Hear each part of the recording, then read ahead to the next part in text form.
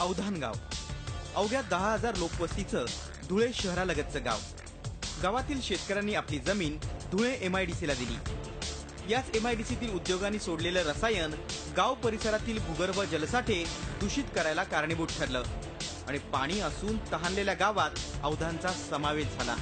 मग काय, थंडावर पाण्यासाठी मैलोनमैल पायपीट। घरातला एक व्यक्ती फक्त पाणी शोधून आणण्याच्या कामाला लागला। दूषित पाणी प्यायल्यानं कुणाचं पोटाचे तर कुणाला किडनीचे त्रास जडले।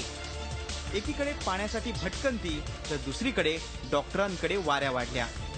अनेक आंदोलनं झाली, उपोषणं झाली, मात्र पाणी प्रश्न काही सुटेना। शेवटी जिल्हा परिषदेच्या माध्यमातून राष्ट्रीय पेयजल योजनेतून 2 कोटींच्या आराखड्याची योजना आखली गेली। एवढा निधी खर्च करून गावाची पाण्याची समस्या सुटेल असं वाटत नव्हतं।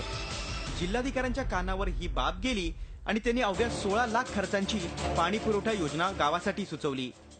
धुळ्याचे माननीय जिल्हाधिकारी अण्णासाहेब मिसाळ यांच्या प्रयत्नाने आज आमच्या अवधान गावाला भेडसावणाऱ्या समस्येला एक फाटा मिळणार आहे आणि त्या समस्येचं निराकरण करण्यासाठी त्यांनी फक्त अवघ्या 16 लाखामध्ये आज आमच्या अवधान गावाला पिण्याच्या पाण्याची समस्या सोडवणार आहेत। धुळे मनपाची तापी नदीवरील पाणी पुरवठा योजना अवधान गावापासून जवळ असल्याचं लक्षात आल्यानंतर जिल्हाधिकाऱ्यांनी महापालिका अधिकारी, ग्रामस्थ आणि जिल्हा परिषदेच्या अधिकाऱ्यांची बैठक बोलावली। शहराच्या पाणी पुरवठा योजनेतून अवधानला पाणी देण्यावर सहमती घडवली। एवढंच नव्हे तर त्या बदल्यात आर्थिक लाभही पालिकेला करून दिला। या योजनेसाठी 16 लाखांचा निधी MIDC मधील उद्योजकांकडून सामाजिक जबाबदारीतून उपलब्ध करून दिला जाणार आहे।